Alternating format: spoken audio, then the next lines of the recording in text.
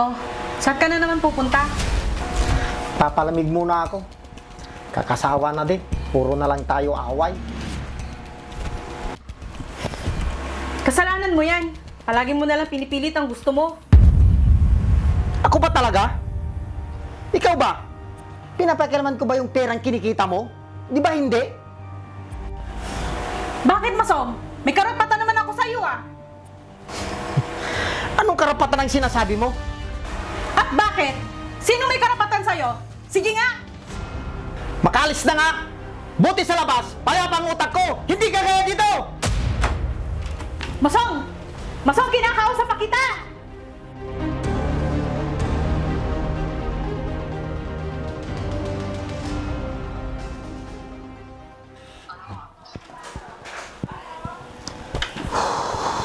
Oh, andyan ka na pala, Masong.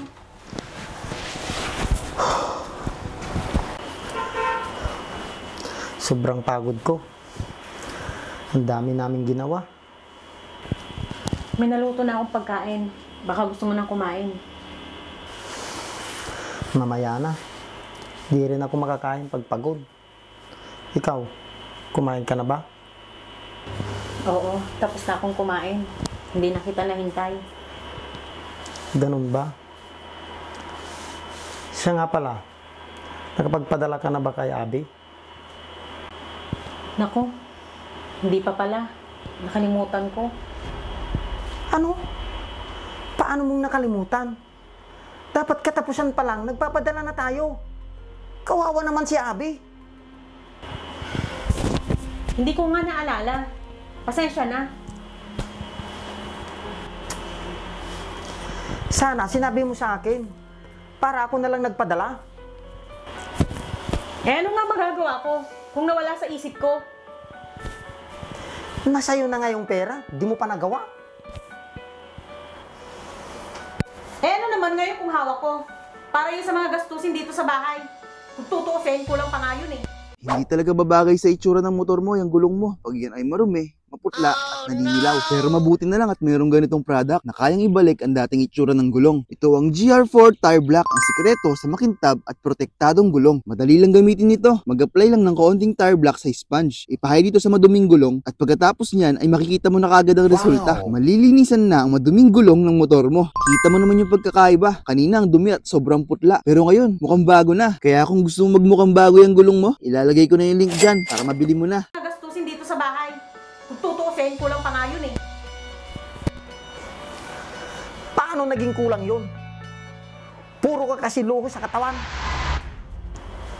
Karapatan ko naman yun. Dahil ako ang kinakasama mo. Layla, iba yun.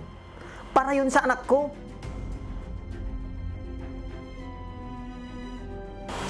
Obligasyon ko yun, kaya hindi ko dapat kalimutan.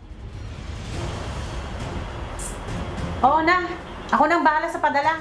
Dami mo pang sinasabi sa akin. Dapat lang.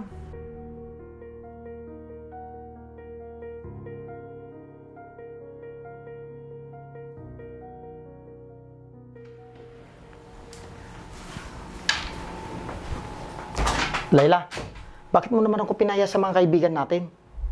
Hindi kita pinahiya, Masong. Masyado ka lang pikon.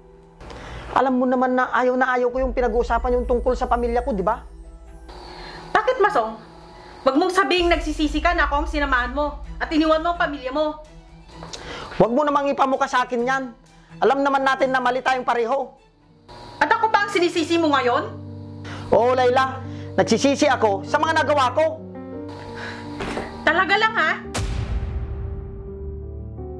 Malayong malayo ang ugali mo kay Ruby. Mabuti pa noon, buo ang pamilya ko. Kahit simple, masaya kami na magkakasama.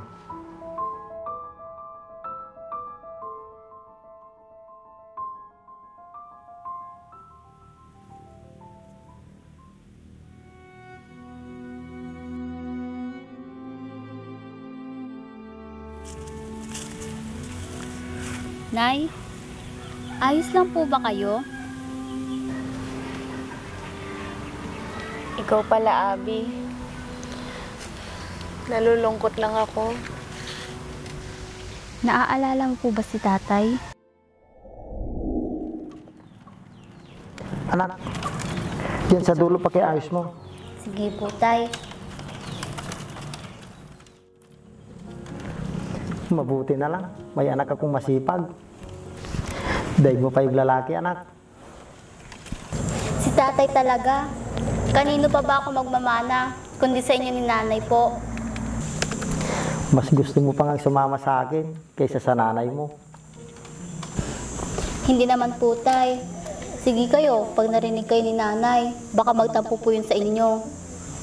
Oo nga no, patampuhin pa naman yun. Sinabi niyo pa, tay. Siya nga po pala, mahirap po bang magbukid? Oo anak, mahirap. Tapos, mura lang ang palay pag bininta mo na. Kaya mag-aral kang mabuti, anak. Para pag nakapagtapos ka, madali ka na lang makahanap ng magandang trabaho.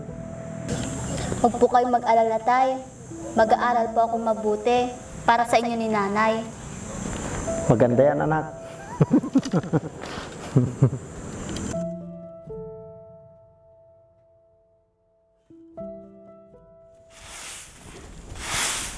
Anak, Nakapagluto na ako. Pwede na tayong kumain. Nasaan pa lang tatay mo? nandyan lang po siya kanina, nay. Baka nakikipagkwentuhan lang yon. Tingnan mo nga at tawagin mo para sabay-sabay na tayong kumain. Sige po, nay.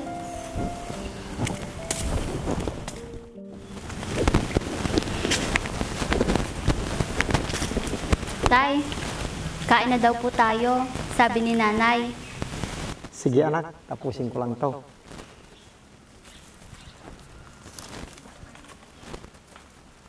Tara anak. Tara po. Nay, nandito na po kami ni tatay. Halina kayo para sabay-sabay na tayong kumain. Sige po. Ruby, sandali lang. Ito pala yung sahod ko. Salamat, Masong. Iba-budget ko to para magkasya sa mga gastusin natin dito sa bahay. Basta, ikaw nang bahala dyan. Tara, kain na tayo. Sige, tara.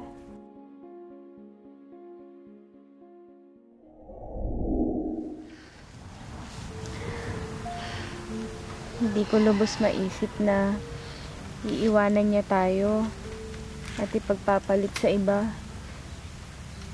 Nay, hindi niyo naman po kasalanan yung nangyari. Kaya ayoko nang umalis at mag-abroad siya noon. Kasi alam ko na baka mangyari ito. At nangyari na nga. Ano bang pagkukulang ko, anak? At nagawa ng tatay mo yun. Wala po kayong pagkukulang, nay. Kagustuhan po ni tatay yun. Sana kinuusap na lang niya ako ng maayos. Hayaan na lang natin siya, nay. Hindi natin hawak ang isip niya. Nandito lang ako, nay. Hindi kita iiwan at papabayaan. Salamat, anak.